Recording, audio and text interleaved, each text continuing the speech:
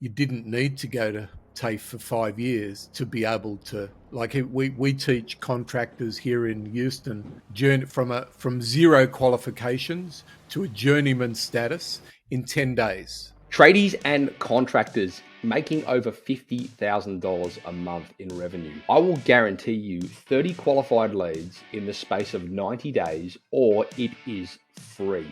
You heard that right. It's 30 qualified leads in the space of 90 days, or it's free. And you're probably sitting here thinking, what the heck? That's a 10x result on what I'm currently getting from my marketing.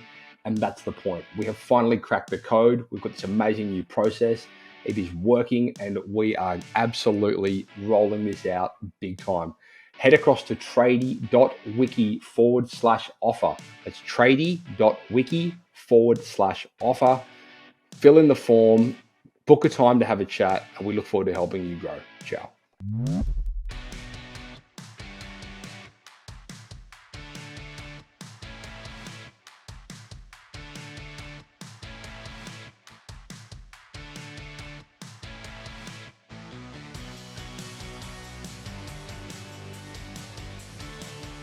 G'day, Alan. Welcome back to the Site Shed podcast. Thanks, Matt. There's been a few weeks between drinks, and can't remember when we did the last podcast, but it's going back a couple of years. Have a guess. When do you reckon the last one was? It's a Walden, but I'm guessing around circa 2017. Yep, it was November 2017. We did. Okay, there you go. Sales with Allan Ferguson, part 1 and 2. But man, a lot's changed since then. A lot has changed, and I tell you, it was so good to catch up with you in Houston, where I'm currently residing at the moment. Absolutely, yeah. We caught up for dinner and a few beers not so long ago. It was awesome to see you.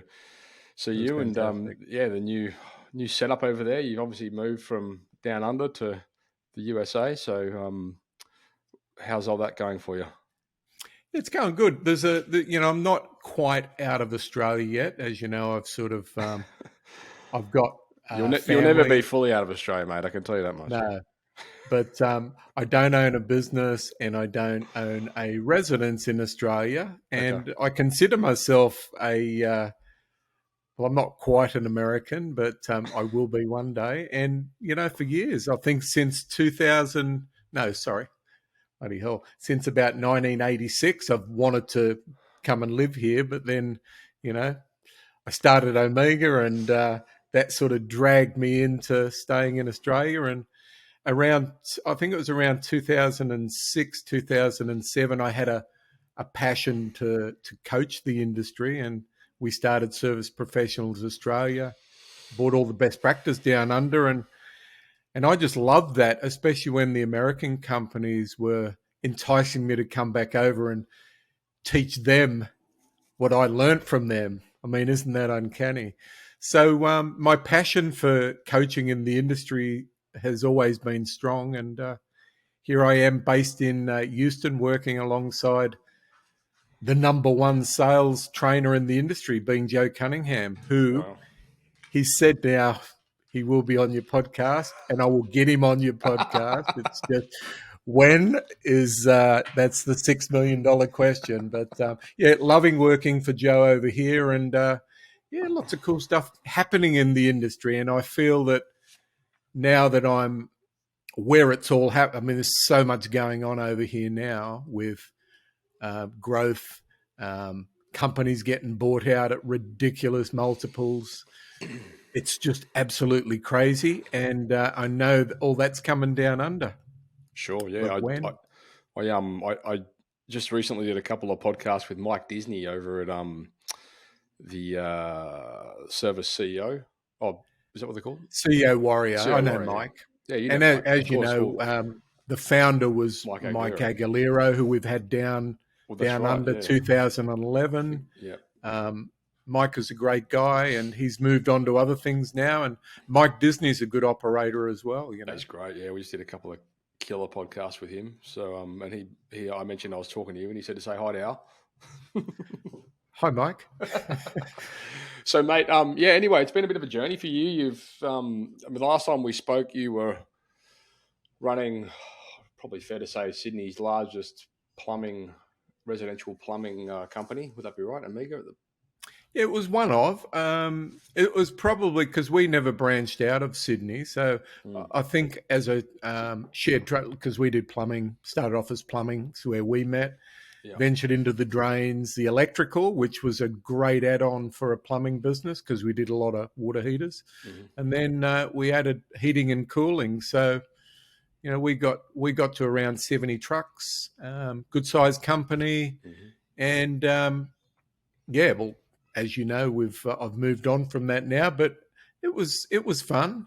You know, we Sure. had our ups and downs like most companies, and Yeah. but as well as running Omega, I still really love the training, the best practice coming across here to the US, mainly Las Vegas, and teaching my American friends how to run an extremely profitable drain division, which is, in my view, where it's at. So is that kind of where you're at now? Is that what you're doing? It's basically drain focused. It is drain focused, although I'll work with any company who wants to use my expertise. I mean, I don't just do drains, but I tend to. Our business service success academy is, which me and Joe have been working on for a while, is primarily drains because that's my area of expertise. Joe's area of expertise is air conditioning, but he's also very proficient in the drain and plumbing space because I started bringing Joe Cunningham to Australia around 2015, and he taught me the perfect service call, which is it's probably one of the best training systems for the industry, for the entire industry. And then we incorporated it into our company and applied it for drains. And the reason I stay focused on drains is because it's the most profitable area of the industry when you incorporate trenchless. Sure. And you know a little bit about trenchless, right? We've done some videos on that many years back. And I just love the technology, and not just in the trenchless space, but also I love the technology in everything that's happening at the moment Yeah, I with mean, it's dispatching and sure. It's pretty fast moving, I suppose. I mean, that whole evolution of like the supporting services around what used to be just go and clear a block drain is evolving, forever evolving. It seems like with the introduction of cameras and water jetters, and then as you say, trenchless pipe relining and all that kind of stuff. These are all tools that I suppose you guys out there can definitely be leveraging more within your businesses as upsell opportunities, or maybe not even upsell, just as like a way to deliver the customer the best value. It's funny when you say this. I haven't had this conversation about where the industry has come in the last 20 years, but it was approximately 20 years ago, maybe a bit longer, where we went against the industry and started investing in water jetters Yeah. for clearing drains, and everyone was using electric eels. We were as well. Water jetters won't cut roots, and these cameras, they're too. So it's crazy how much it's changed in the last 20 years, especially when I look at Sydney. Sydney, in my view, and that's working in. I've worked in nearly every state in Australia, and not every state in the US, but I've worked in most of them with contractors, and it's crazy how much the industry has changed in the drain space from where we started, and it's just but Sydney does lead the way. I say that knowingly, that it's the most competitive place on the planet, in my view, for plumbing and drain companies, and it's probably because we were based there, and I probably raised the bar in the industry, and our fellow friend Scott, and American pipelining supplies, Australian pipelining supplies, where we met. But I think it's a good thing that a certain there's few people have raised the bar in the industry for that space, and Mhm. but I still say this sincerely: Sydney is a tough market to crack. But if you can crack Sydney, I think you can crack it anywhere on the planet. Mm. Yeah, I mean, I guess that's a whole other conversation, but it's a, I mean, growing up in Sydney and spending most of my life there, I felt like it didn't matter where you were on any given street, there was four or five different plumbing units or whatever it was. There was always plumbers around. That's for sure. Yeah, it's crazy, but yeah, look, I still love Sydney, Mm. and but things happened, circumstances changed, and my love for the US sort of grew. As I said to you, Matt, I've been Mm. wanting to get over here and mix it with the best Sure. because, and look, it hasn't always in my view, and anything I say is based on what I've seen in the industry in the last 20 years. Certain parts of the industry, and I'll use websites for example, where it's your area of expertise. We were one of the early innovators. I think we had our first website was probably around 2002, and all my fellow American contractors were still doing yellow pages. Well, we realized that yellow pages back then was just an absolute waste of money. Mm. It sort of reminds you of Google AdWords now, right? The high cost, and when you look at the cost of the lead. But in certain ways, I think Australia was ahead of the game, in Mm. my view, with regards to the way we marketed. We were years ahead of most of the proactive contractors in the US who got caught up with the full page yellow page ads for many years. You probably, I don't know if you can think back to when it all changed, but we certainly we changed the way businesses run early in the piece, 2003, 2004. Mm. You're a futurist, Al. Not really. I just Al hated wasting money on yellow pages, mate. Al Zuckerberg. Oh God, no. Um, so anyway, we're here today to talk a little bit about, I suppose, where the industry's heading, and some specifics around what training looks like within the industry. And I suppose now that you're based over in the US, you've probably got some good insight to where Australia is likely to be heading in the next 10 or 15 years, based on the fact that we sort of follow in suit eventually.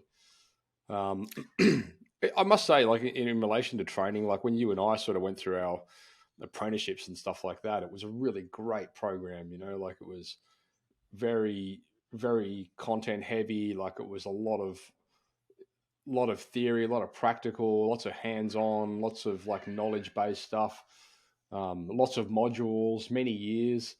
And I guess over the years, it's starting to dwindle a little bit. I don't know whether for better or worse, to be honest. Like you hear horror stories about countries that you can just wake up one morning and become a plumber if you want to. Hopefully, we don't end up like that. Yeah, look, that's one thing I'll give Australia credit for. They're pretty strict in that area, but you and me both know there's plenty of guys running around out there doing plumbing, and they're not licensed, and they've had 5 minutes in the industry. That goes with nearly any state, Mm. anywhere in Australia, anywhere in the US. You got the cowboys, but um, I I learned probably when I first started working with Joe Cunningham that you didn't need to go to TAFE for 5 years to be able to, like, we teach contractors here in Houston journey from zero qualifications to a journeyman status in 10 days, 10 days straight, long days. They learn the basics, and they it's a little bit different with licensing here, but in the US, but here in Houston it's approved.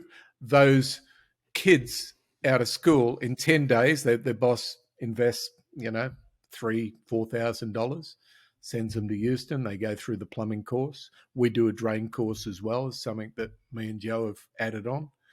And then they can go back to their respective business with 75% of the skills. And the other 25% will be added as they go through their time. But there's Yeah, no 5 years to get a friggin' plumbing license, really. Yeah, but okay, 10 days to get a license? That sounds ridiculous to me. No, they're not licensed. They're at a journeyman level. But I tell you, it's 10 days. They learn the basics, and I'm not talking. They're learning. Look, this is something you're gonna have to get Joe on and discuss. But it is different over here, and they tend to not. The plumbers over here don't venture too far. They'll either stick with drains. They'll do, the tapped toilet. So it's not quite the same. They're not doing roof work. That's a different company. There's a lot of stuff they don't do. But look, I maybe 10 weeks 10 days is a little bit short, but it's working over here. And I mean, I see the companies that I work with really high levels of their standards are quite high. I mean, look, essentially, I suppose, like TAFE in general was about, well, sorry for you North Americans out there, the colleges that we attend, which we call TAFE in Australia, which was where we used to learn the trade, get our apprenticeships. It was you would learn things there, and then you would apply it, out in the field, right? That's the whole thing. Like you do one day at TAFE, and then you do the rest of, the other 4 or 5 days working with the company, and that's where you really learn. So I don't really understand how you can go and do a 10-day block at a college and then all of a sudden say, well, I'm qualified now, when you haven't done 4 years of practical application out in the field. Yeah, probably need to rephrase. They're not qualified, and their exact qualifications to get their license, it's completely different over here. Like I said, I'll get, when you get Joe on, we can probably go a little bit deeper there, but it's different licensing. Like Joe got his he's an HVAC technician, and he got his heating and cooling license. He can train, and then he got his plumbing license online just by.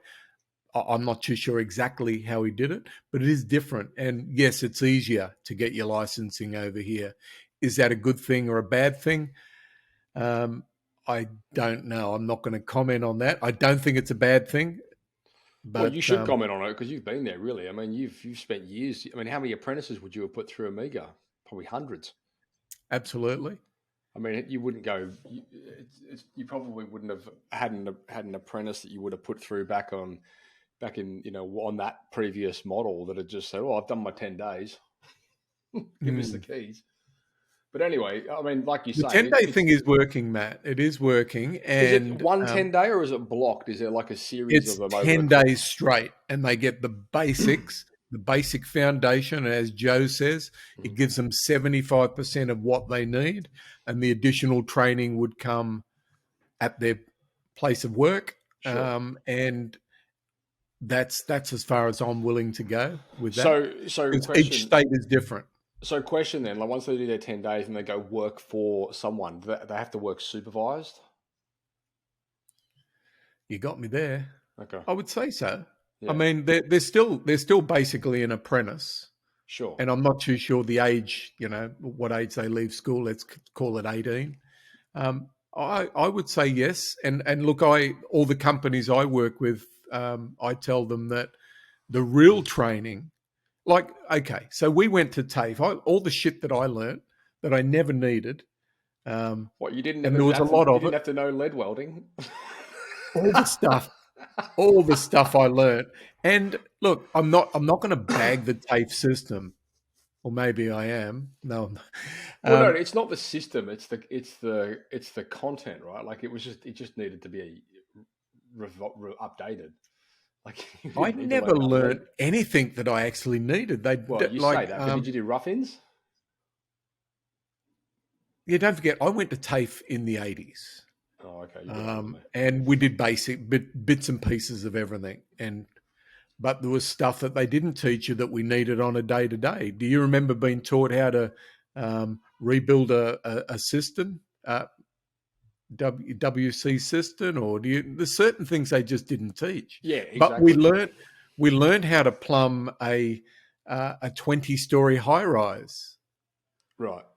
And the failure rate when it come, you had to design the thing and draw it, Homework stuff. otherwise you couldn't get your license. The failure rate was horrendous, and Yeah. and I just think that's friggin' ridiculous. Yeah, the curriculum was shot. There was no question.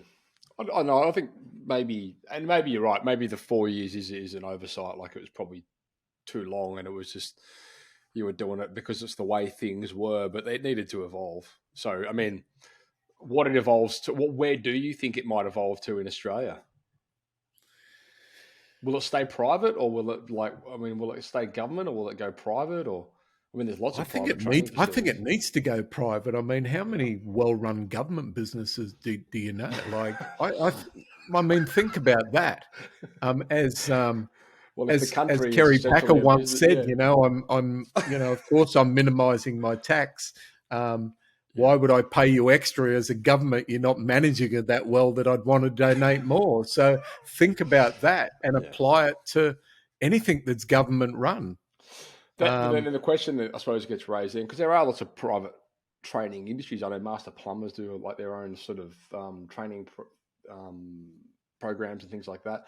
The question then is, well, then how do you, what controls the licensing, and what controls the regulations if it's not run by sort of a government organisation? If it's run privately, and if there's a whole bunch of them, Look, I think private is the way to go, but it still has to be. There still has to be a criteria of to be met to actually get your qualifications. But the most ridiculous thing was the fact that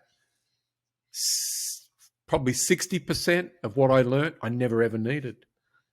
I yeah, still sure. had to go through it, and then you would fail it, and then Yeah. you know what the failure rate at TAFE was. So. I think the pivot within that system has come as a result of there being such a shortage of skilled trades in available, and so they've had to sort of cut that. Like, they'd made it so hard for so long, and us that went through it were like, "Well, go, it's great." But in reality, when you look at, from the market's point of view, we're like, we can't get a freaking carpenter, we can't get a sparky, we can't get a plumber because it's like there's no one going through the course because it's too hard. It takes too long. Yeah, that's one thing, and as you know, I mean, look. I just did a podcast last week with Ed O'Connell, who's an older retired plumber. Great podcast, and he talked about one of the things he talked about is something that I've been discussing for years. It's hard to find good people right now, and I've done several podcasts on this. Is it really?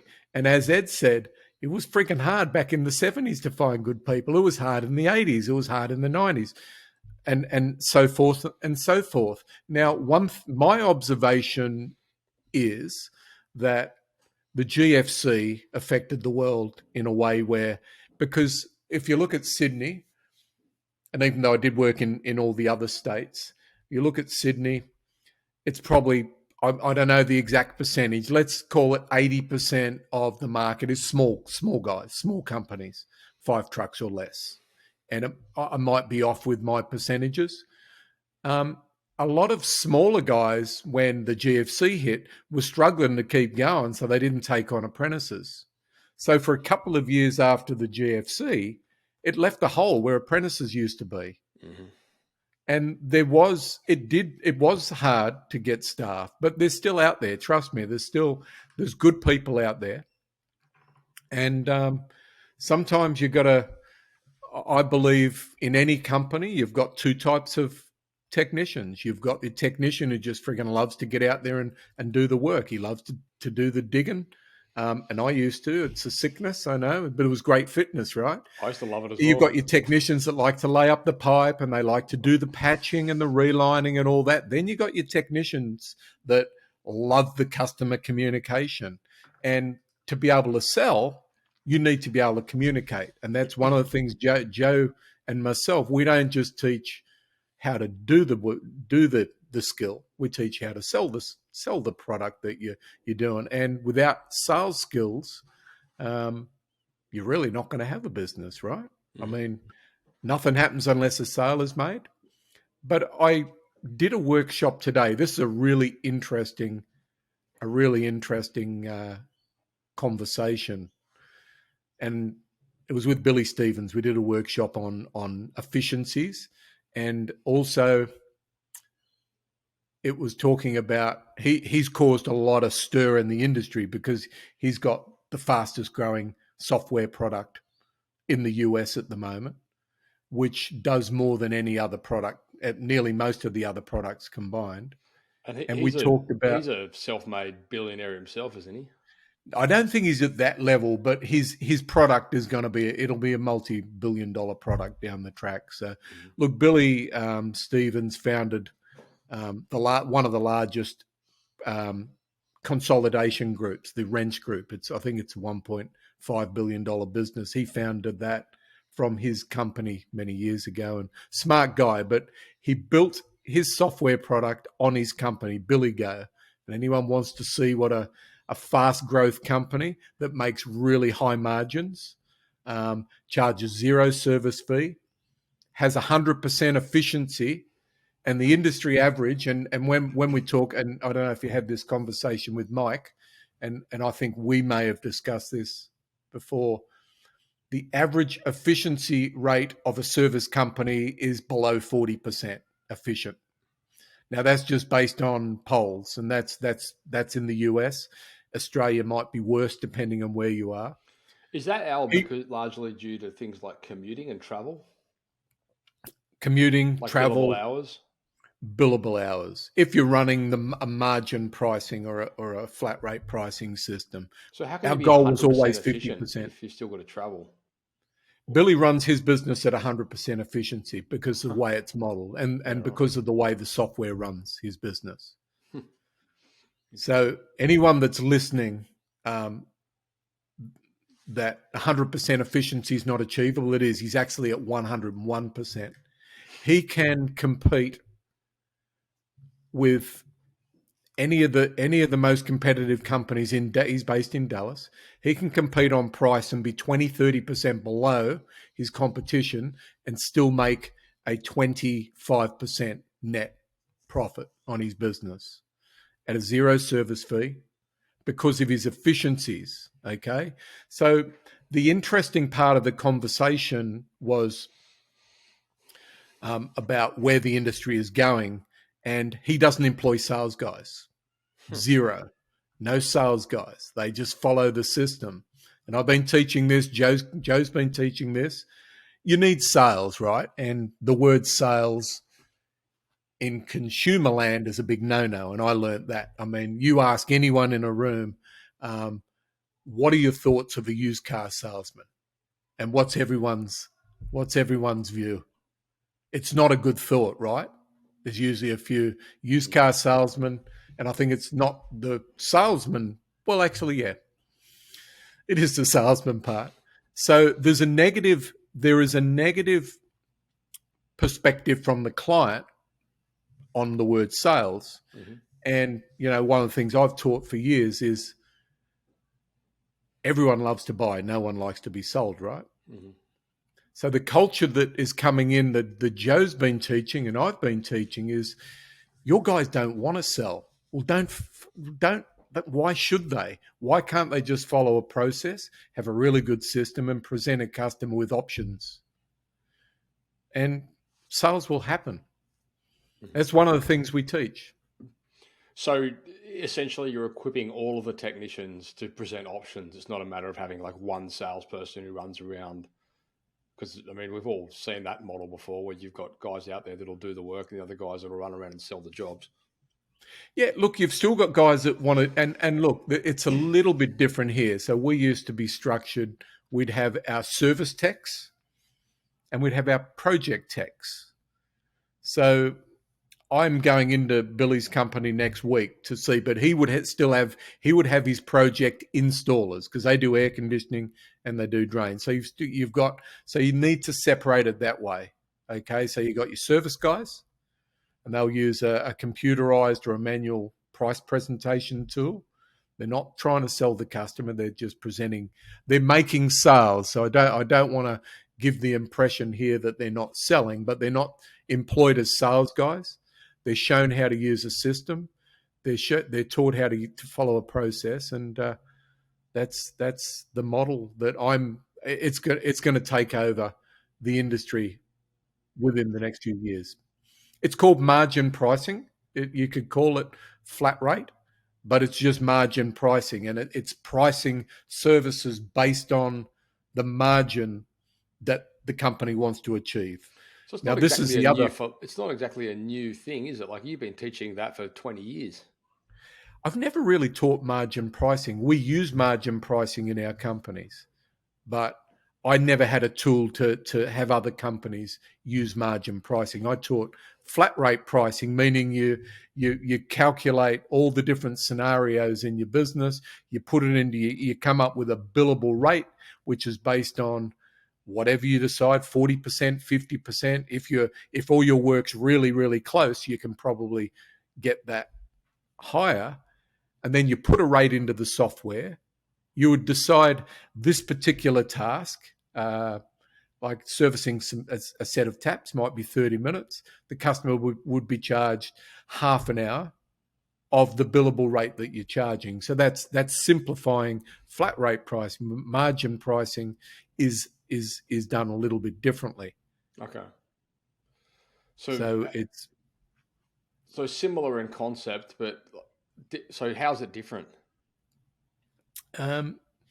look, we Like if this is used the to. direction that you think it's going to be heading, what is it? Yeah, look, I'm probably not going to spoil it for Billy and his product, but look, we used to do margin pricing in let's take a employing a technician, for example. So your average plumber to employ in Sydney now with all on costs, there's not much change of $100 roughly. By the time you pay them, they're $50 to $70 an hour. Then you've got their super and all their on costs. So let's say you've worked out what it costs, and I did this calculation with electrical construction company a few years back, probably 5 years back, and they were already above $90 an hour in construction. But as you know, with construction, it's there's all those different height allowances. So let's say, including on costs, you're at $100 an hour, and that's a nice, easy number to work with. Now, your average service company that's running residential that has to market, and they've got to have a website, and they've got to have trucks, and they've got to have a lot of office staff because they're handling a lot of calls. They've got a considerably higher overhead than a construction company, which can run it, say, let's call it 10%. But a maintenance service company is going to be between 30 to 45%, depending if they're tapping into their existing customers aggressively, they can be 30, 35%. But look, let's say, for instance, we were a company that was running at a 40% overhead and we wanted to make a 10% margin. We would need a 50% gross profit. So pricing on margin means that my $100 cost is going to be billed at $200 because to get a 50% gross margin, it's the easiest calculation in the world. You just double it. Sure. Okay. We're hitting 50%. 50% is not enough, by the way. I believe that I work with companies here that are 55 to 65%. That's gross profit. Yeah. Yeah, sure. Which would probably equate to about a 40 odd percent net profit, depending. Probably really good companies here are between 15 and 25. Billy Net Go profit? probably net. Yeah. Really? Yeah. By the time you if you're like I said, if you're at a 50% gross margin, you've got a 40% overhead, you're a 10% net business. But so the software calculates that out so that you charge. You've obviously got your allocated times. The software will charge it out based on your overhead, and everything that the software does gets related back into your P&L. So this software actually it manages all your costs to match your P&L. The other thing is it reduces. I think it's efficient. It reduces like 25 touch points of a service call, where there's hardly it's like an Uber app. There's hardly any interaction Hmm. with CSRs or dispatchers because the software does it all. Yeah, It's right. using artificial intelligence and just removing people from the equation means you can have a leaner business again and be profitable. You know, Mm-hmm. Just got a Skype call coming in, mate. no, mate, that's I have to learn to turn that shit off. Right, sorry, buddy. I was quick to get it to zap it. Sure. I mean, it's interesting, isn't it? Like this, it's something that I've forever learning within business. Like the numbers just drive everything. Like you've just got to be so data driven, and I think that's where most businesses probably trip up. They just get a bit lazy and complacent with the data and the actual numbers side of things. You're 100% correct, and the businesses. You know, I learned this from I think it was Ken Goodrich years ago. Gettle, which is one of the largest home service companies in the US. One of there's plenty of big ones. When I went to visit Ken years ago, he said, "Alan, here's one thing I'm going to tell you. However many bookkeepers you got, double it because you Mm, need them. You need to know the numbers." But a lot of the data that contractors need now, they can get from, there's some really cool software products out there totally. that give them a lot of the data. Yeah. As long as your dispatch product integrates with whatever accounting you use and gets the numbers, the key numbers back into that software, and you can manage your business from the numbers, you'll have a successful business. And this, I suppose, probably, like in my opinion, anyway, like gives credit to what we were saying earlier about like the course curriculum when you're coming up and you're learning your trade. There's not enough emphasis on this sort of thing. Like, sure, you don't go do a plumbing apprenticeship because you want to become a bookkeeper, but if you don't understand the finance model behind a business, you shouldn't be able to go through and like what we did, like a licensing course. I mean, I think during like the business module in the licensing course, I remember it was how to write a business letter and where to put the date on a letter and just stupid shit. Like nothing relevant, nothing about numbers, nothing about how to look at a P&L or like, measure up a balance sheet or any of that sort of stuff. So, and yes, you're right. Now that, I mean, you would remember before, but I don't, because when I started, my business 12 years ago, we went straight in with this brand new startup company called Zero, and it was, and we've never known anything different. Like I've never had to try and manage, numbers or profit and loss or anything through a spreadsheet. But I'm sure you would have gone and you would have been through that before the introduction of all these cloud bookkeeping softwares and things like that. Anyway, the point is, like, now we just take it for granted. It's like, well, this is how it is. And I'm sure, like you're saying, these technologies and tools that are becoming more available and evolving so quickly, like, in 10 years, it'll be a distant memory to how we're doing things now. Yeah, look, don't think that. I think about all the companies I've worked in Australia, and I can go back to when I went through my TAFE, and part of getting my license was I think they called it business principles or something. I don't know if you did it 6-month course, and this makes me laugh actually, because they taught us at TAFE how to calculate our charge rate, and back then I'm talking mid 80s, 85. Show my age, right? They taught us how to calculate our charge rate. And then the Master Plumbers Association used to take you through the exercise.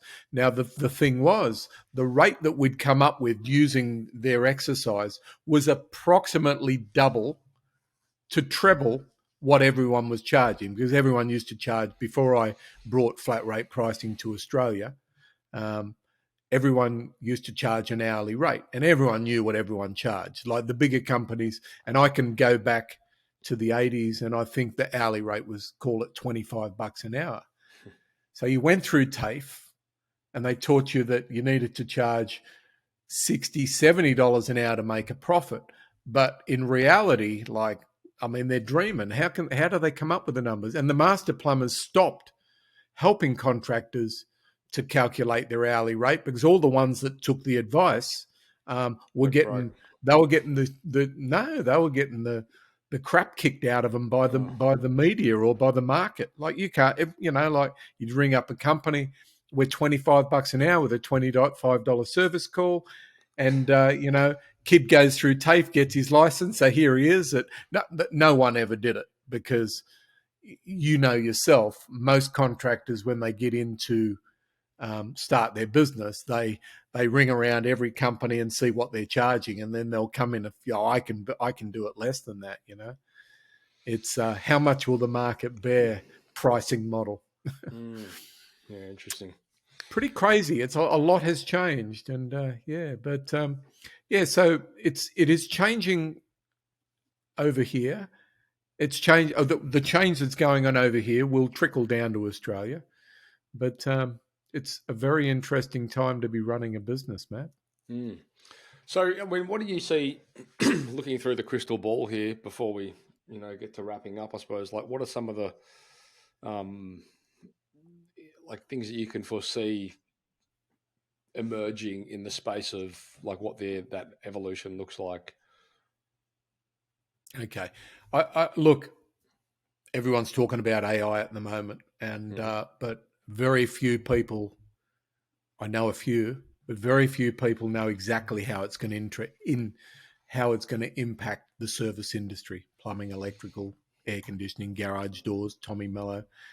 But it is, and it's coming fast, and it's going to impact the industry in a big way. Now, I know. Look, I'm not going to predict the future, but I've got a feeling where it's going. Okay, and I know there is companies out there. I don't know if you're familiar with Victor Rancor and the Profit Rocket Group and all that. There's people within that group saying, well, hey, AI can replace CSRs. It can replace dispatchers. Not just yet, but will that happen? Maybe. I know if anyone that gets onto a product like Sira, they don't need anywhere near as many staff because the software manages the business. It will be down the track where there'll be minimal staff taking calls and booking jobs because it'll be done automatically. But look, I still believe, Matt, that the biggest game changer for any business that I work with, and I talk about this a lot with everyone that I coach, is because of the extremely high cost of Google paid ads to get leads. I think contractors need to start looking at an alternative. Now, some are using social, and social works. It works differently, and it's not quite the same as putting an ad out there, with Google paid ad. But I still, and I learnt this from our mutual friend, Scott, that the power of your business is your current customers and the way you communicate with those current customers via direct mail, via SMS, via email, via voice broadcasting or ringless voicemail, via outbound calls, and what you do with those customers. Booking in inspections, yearly inspections, reminders, the amount, the revenue potential within every company to get more out of their existing customers by using automation is it's that, I believe, that's just my prediction, is one of the fastest ways to grow your business, bring your advertising costs down. I'm not trying to get people not to have a website or anything. It's crucial, but I think this is exactly what we teach businesses, how to leverage their existing assets. Like, most of them don't even know they have it, but there's this whole churn and burn mentality. And you're right. Like, the whole, even like Google Ads, for example, like, we've recently just come up with this amazing model which really speaks to outcome driven results. And until that point, like so many of the campaigns and stuff that we would run would just be part of the noise. And there's so much noise out there, like on Google, for example, like those, like Google Ads, like it can be so expensive, and it's because most people are just being part of the noise. And the sad thing is, and look, we've had this conversation before, and about, I mean, the biggest investment a company can make if they're going to spend $300-400 for a lead, or whatever it's costing. And it's not that for all lead, but I know Block Drain Sydney probably is, you're paying that. Is to optimize how your website converts. Well, You've got to get that number. You've got to get that up. More importantly, maximize the lifetime value of that contact record. Yeah. Or both. Yep. Yeah. So all of that, the follow up, and one thing that Joe Cunningham teaches and I teach as well is a couple of things, and it's not. I mean, it took me years to really get the systems and the processes in place, and it's one thing we both teach now in the schools is rehashing your existing leads. I know a company that I first was introduced to, a small company via one of my first best practice group. They were about a $3 million company, and 30% of their revenue come from following up lost opportunity and leads, and that was, they had the right person. He was an ex-military guy. So think about 30% of that revenue came from opportunities. Now, one of the things Joe teaches, and he's probably one of the first to teach, is rehashing your leads. But you got to get that information back into your CRM. And then the other one that I teach is proposal follow-up. So you get rehashing leads, proposal follow-up, and all the stuff that you can do with automation. You got so much revenue potential that you don't. Well, yeah, you can still do AdWords, but you don't need to spend as much, right? Mm. Well, yeah, and I'm glad you say all that, because it's all the stuff we do. We're doing for clients, especially when you look at, like, first of all, that conversion rate optimization. So how do you take your existing traffic and get more inquiries off that traffic, which is what you said, conversion, right? And then of course, well, how do you, once you then get that conversion, how do you nurture that contact record to the point where they become a qualified lead, which, like you say, might be a proposal. Maybe you send them out a proposal, but then most people drop the ball at the proposals and don't follow it up. And so then we've got like automations and stuff, which does a lot of the following up and stuff like that for people as well, internal and external facing automations, so it might be sending customers emails or text messages, but it might also be sending the team text messages saying, hey, give Allan a call and just see if they've got any questions about the proposal, so on and so forth. And so taking that, like nurturing that contact record to the point where they become a customer, or maybe they don't become a customer, but that is typically like what you would consider a sales cycle. And it's different for every company, and it's certainly different for every vertical. The guys that do home renovations and big project-based jobs, like their sales cycle is considerably longer based on the ticket item. But the principles are the same. You've got to take a lead or a contact and manage it to the point where it becomes a lead, and then a customer, and then beyond. As you know, I'm not saying this because I'm on your podcast or anything, but I have known you for a very long time, and from get go, I've admired what you're doing. But everything you've been doing to help contractors is great for the industry, and what you're actually doing there, Matt, is helping contractors to maximize everything. They've invested. I've done a lot of podcasts on this lately, and anyone that wants to follow some of the great speakers, I had this funny talking Australian guy called Matt Jones on a few months back. That was fun. So everything that you and me are about, it just makes sense for our contractors to do, right? But your existing customers are where the gold is at. Yeah, totally. And well, mate, this has been awesome. Respectful of time. I know it's getting late over there. We should probably wrap this up. But mate, I love these chats, and for your listeners and viewers out there, we have touched on, scratched the surface on some of the areas of expertise which Allan has earned over the years with battle scars to prove. And so, if any of you guys, have any questions, or you'd like any more, I suppose, insight or content, you know, from Allan in relation to anything really to do with running a service business, then let us know in the comments or reply to the email when you get this sent across or whatever it might be. Reach out to me on Messenger. I don't care. Send it to carrier pigeon. And I'm sure Allan, Smoke signals. yeah, I'm sure Allan would be more than willing to come back on the show and share some of his infinite wisdom with us. Because quite frankly, Allan, I don't really know too many people that have had the level of experience that you've had. And so I'm very grateful for your time and expertise in sharing that wisdom with us. Thank you, Matt. It's not just the wisdom, it's the battle scars, right? And I've been through a pretty rough couple of years. I'm still here. I know for a fact, and just I'll conclude. And I do want to give a giveaway to everyone that's taken time out to listen to this podcast. But I believe we learn more from our losses and our mistakes than we do from our successes. So don't be afraid. You're going to fail at some point in any area of business.